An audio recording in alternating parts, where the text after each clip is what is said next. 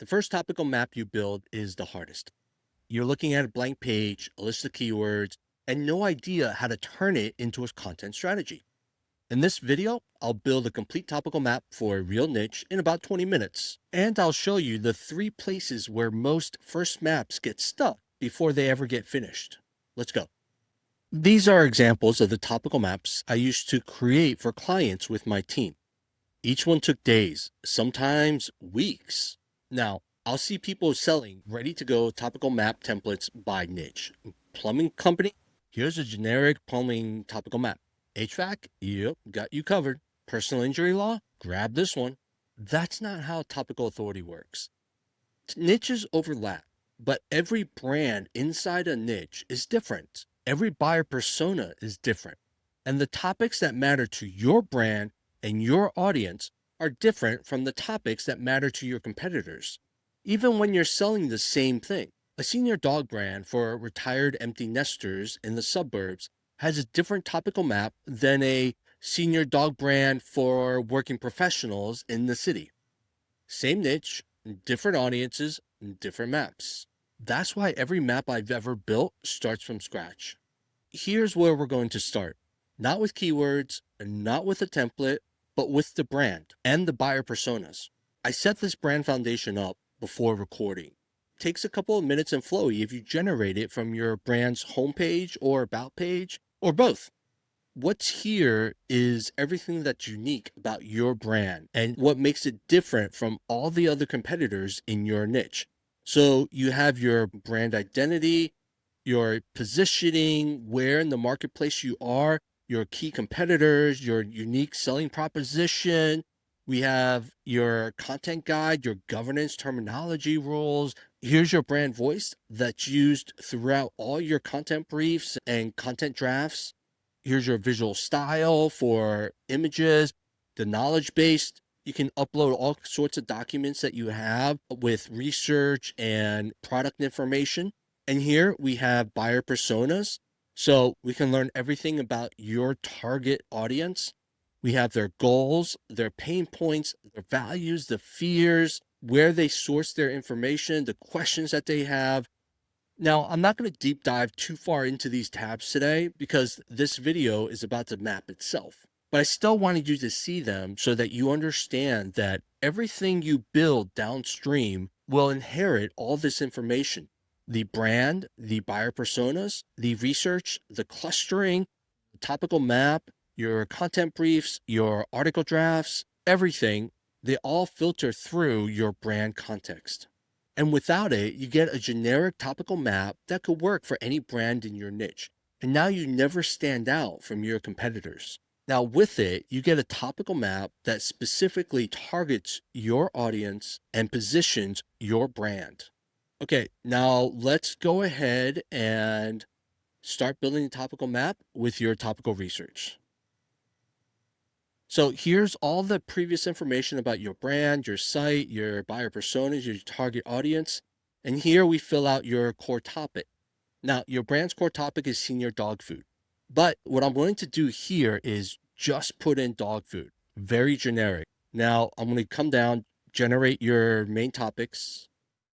So here's what we get back. Senior dog nutrition guide, best food for senior dogs, choosing senior dog meal plans, senior dog food, senior dog diets, and senior dog food.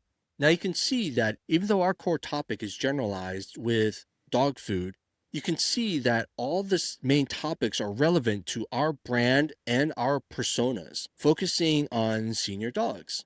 Next step, we'll start generating the next 2 levels, subtopic 2s and subtopic 3s. But for this, I want to add senior back into the core topic, just because we're generating lots of topics here at once. All right, so we are generating our ST2 and ST3s together. Now, what this does is it gives us the topic universe for our brand. Every topic that matters, hierarchically organized, informational topics, commercial topics, comparison topics, audience-specific personas, will also be grounded in 2 live sources, Google Autocomplete and YouTube Autocomplete. So the output reflects what people are actually searching right now in Google search engine and YouTube search engine. So let's wait for a second and we'll come right back. All right, so we got our subtopic twos and subtopic threes back. Now you could start seeing all of the subtopics here. Under nutrition guide, we have physiological changes, essential nutrients, managing weight. Under managing weight, we have calculating senior dog, calorie needs, safe weight loss plans. We have lots more subtopics, meal timing for senior dogs, portioning for senior dogs. So a lot of these, we start really getting into the Google Autocompletes and YouTube Autocompletes. But you can start seeing some of the patterns here, like senior dog food for dental sensitivity, sensitive stomachs here. If you were to put it in here, we have senior dog food already for, add four, and we start seeing a lot of these, right? We have the sensitive stomach here, weight gain, weight loss. We're covering a lot of the topics now that people are searching for in Google and YouTube, two of the most popular places where people are searching. But there's a third place now where people are asking questions about senior dog food and senior dog nutrition. And that's with AI assistants like ChatGPT, Gemini, AI mode. People are typing longer, more conversational questions, more personalized questions. And these AI assistants are returning personalized responses covering topics that are relevant to specific people and their situations. And that leaves an open loop. And what we want to do is we want to close that loop. And we have that now with AI search gaps. Here's how it works. We click the AI search gaps button. I select one of our personas. Let's say Linda Carlson is good, the office manager. We pick which engines we want to query. Let's just say AI mode for now. And now it's generating prompts that are specific to your selected persona. Then it's going to select the best prompts from there that are relevant to the brand and products and our topical map. Then it's going to push all of those prompts to the selected search engines, in our case, AI mode. Then it's going to take all those responses and extract all the topics out of them. And then it's going to fill in the gaps in our topical research. So it takes a few minutes depending on the response time. All right, now we get our results back. Let's see. 23 gaps were found with 40 subtopics under them. What it's doing now is it's suggesting all of these gap topics: hydration need, digestible protein, muscle condition scores, all of these. So you could see what levels they're suggesting as well. Fresh senior dog food, and it would go under senior dog meal plans. It was mentioned 4 times as well. And then you have these 3 subtopics: fresh versus fresh frozen, fresh senior dog food benefits. Lots of key topics that were missed initially with our autocomplete. And so you can see all of the topics that are already covered. And then we have not relevant topics. If we want to add them all, we can just click the add button. If you want to deselect any, you can select them all. All the topics are now automatically added into your topical research, into the correct locations for each of these topics. So you could see where each of these subtopics are under protein requirements. And this is directly under senior dog nutrition guide as a second level. Close out of that and we can see, oops. So we can see all of these little green badges here, which are the AI search gap topics. Okay, let me reorder this. We can see where all these little gaps were that we added in, additional subtopics that were added with our AI search gaps. Now your topical research is grounded in how people search on Google and on YouTube, and we're also grounded in how people also ask questions in AI search. And these are personalized questions as well. You can do all 3 AI search platforms. You could do just one, and they're all filtered through our brand foundation and buyer personas for our brand Pup Prep. Let me also give you real quick a couple other views. So we have a silo view,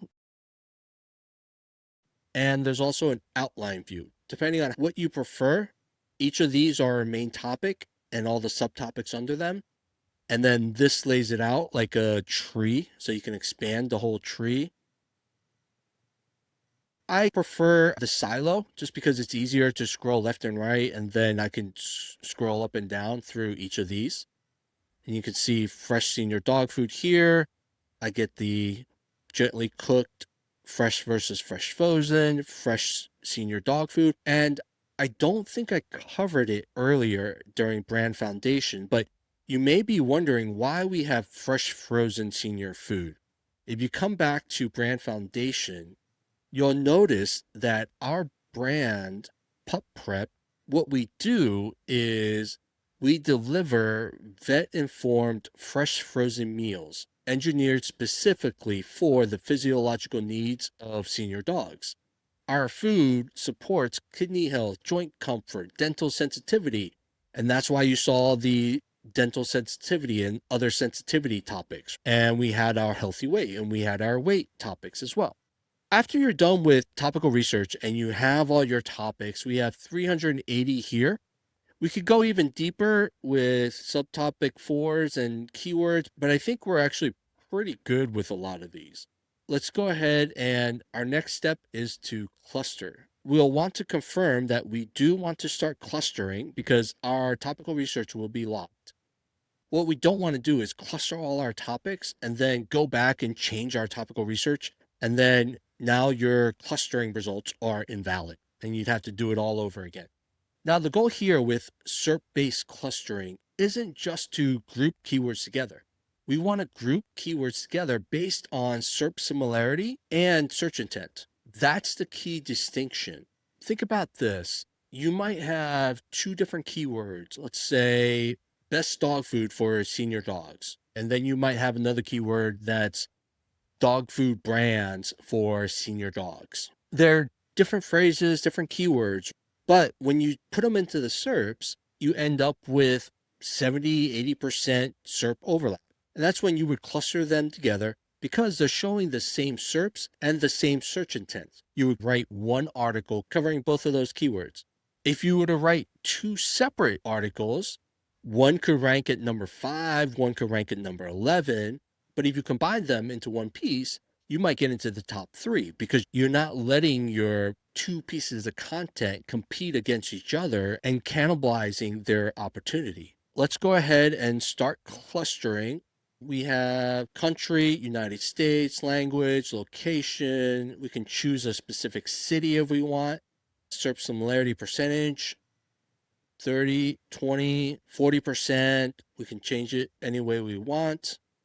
What I usually like to do now is I like to go 30% and see what we get from there. You can always recluster at 40% more tightly later on. Our clustering is finished now. We can start seeing that a lot of these were coming under the cluster head term of best food for senior dogs. We could see best soft food, best wet food, best senior dog food for large breeds.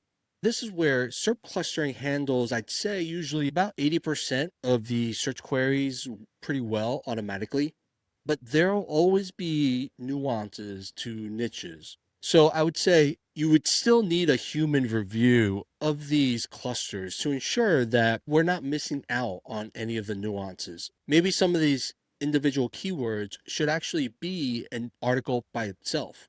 We may see best senior dog food for large breeds. Let's click on the I and let's see how much overlap there actually is. There's exactly 3 overlaps, and we can see that in the best senior dog food for large breeds, a lot of them are product pages though. We could see one specific article here, and now this is where we have the best dog food for senior dogs. Let's see. Large breed senior dog food is a Reddit discussion. This is an article, it looks like.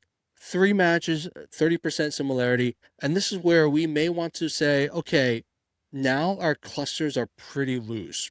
We're getting to a point where a lot of these larger clusters, some of these keywords should be an article by themselves. We can increase the SERP similarity to 40% and just simply recluster using the same SERPs. So while that's going, you could see here, there are 238 unique clusters. And now we could see that the 238 unique clusters turned into 295. We can see a much smaller cluster of best food for senior dogs. Now the best food for senior dogs only includes these. Everything looks good. We can see all of the additional clusters. Let's go ahead and move on. This is where we start finalizing our topical map. First step here is to click the generate hierarchy here, and it'll organize all the clusters and topics into 4 different levels. Now that the hierarchy is done, we can take a quick look. We have our spreadsheet view, our table view, and we also have our silo and outline views as well. Again, I like the silo view. It's easy to scroll left and right with the different columns, with the different main topics. It's easy to see how many topics are in each of these main topic silos. Once your hierarchy is done, you can generate your URL slugs here. And for the URL slugs, you can always choose a prefix. If you have a blog, a resources learned, something, you can always choose a custom. I think for ours, we will use resources for our brand. Let's go ahead and generate our URL slugs. So now it's generating the URL slugs for each of the unique topic clusters. All right, so now we have our URL slugs here.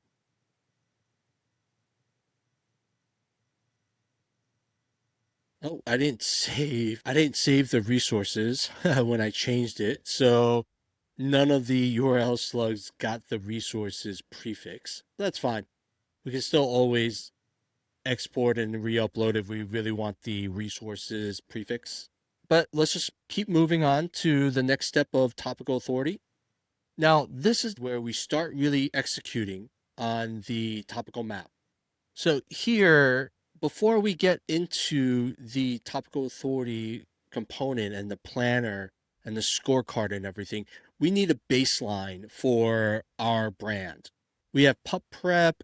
We can add any aliases that we have. You can see here Coke as an example in the placeholder. The full name is Coca-Cola, but people just say Coke.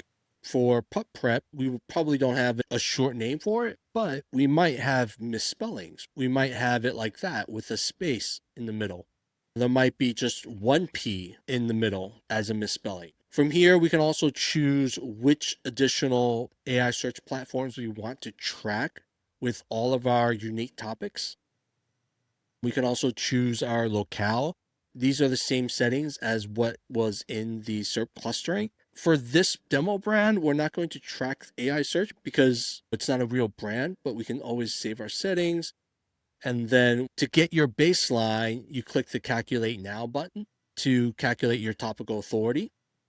And as that's calculating, you can watch this demo to see how everything fits together. Once the fetches and analysis finishes, every topic in your planner now, in your topical map, is ready for content briefs, content drafts, Google SERP rankings, AI search visibility tracking, competitor comparisons, individually per topic, internal link suggestions, and anchor text. Everything is there for you once the SERPs are fetched and everything is calculated. So we will come back. The SERP fetches and the calculations are all done. Now we can take a look and see our scoreboard. Here we have 0% for everything, obviously, because it's a demo brand. But you can start seeing our top competitors. Facebook shows up for a lot of them. PetMD, government sites. We have Reddit, VCA hospitals, Cornell, Freshpet, Chewy, a lot of the top ones. We can see our AI overviews. We have our top 10, top 20, how many URLs are showing up, topical authority scores for all the different domains. We have the presence, how much of our topical map is this domain ranking for in the top 20. So you can see Facebook with 200 URLs covering almost 65% of our topical map. That's insane. You can see Facebook is mentioned 4 times. There are 69 citations for Facebook.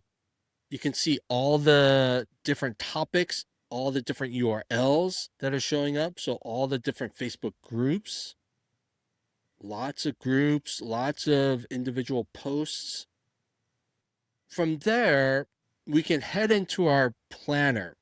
And this is where all of our individual topics in the planner now are ready for content briefs, content drafts, the SERP ranking tracking, AI overviews, AI mode, Gemini, ChatGPT, visibility, mentions, and citations.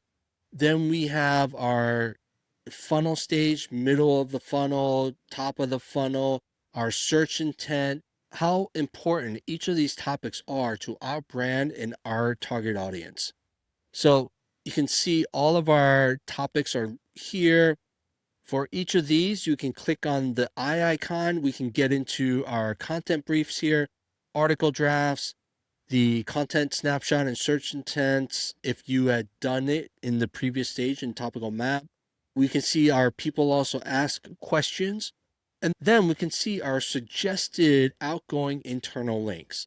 So we can see the related topics and how relevant they are to this related topic. Related topics are on the same level as our current topic of best food for senior dogs. Subtopics are the level below. Then we can see our incoming link anchors, which were the keywords that were in our cluster. If you don't have enough anchors here, you can always generate more anchors with AI or add your own. So that's the whole workflow. We go from brand to audience, our buyer personas. Then we have our topical research, our SERP clustering, and our topical map with the 4-level hierarchy. We have our URL slugs. Then we have our planner where we can execute and generate content briefs and article drafts. And then we also have publishing as well. So from start to finish with Floyi, we're under 30 minutes. Manually, a topical map could take a few days to a couple of weeks, all depending on the niche. Before you go off and build your first map, let me tell you the 3 places where most TMU students stall. First one, starting with a niche that's too broad. You think fitness is narrow, but it's not. It's a universe. A generic fitness map covers everyone, which means it serves nobody. The fix is to add at least one qualifier to your niche. Try beginner fitness for men, or postpartum fitness for runners, or mobility fitness for office workers. Qualifiers force you to commit to a specific audience. And when you commit to a specific audience, the map you build serves someone real. If your niche fits within one word, you haven't picked a niche yet. You picked a category. Second one, confusing topical research with keyword research. Topical research maps the market for your brand and your audience. Keyword research targets individual pages.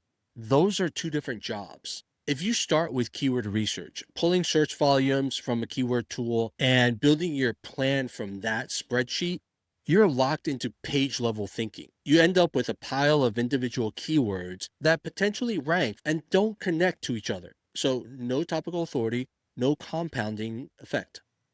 The fix is to do topical research first. Build the market level map.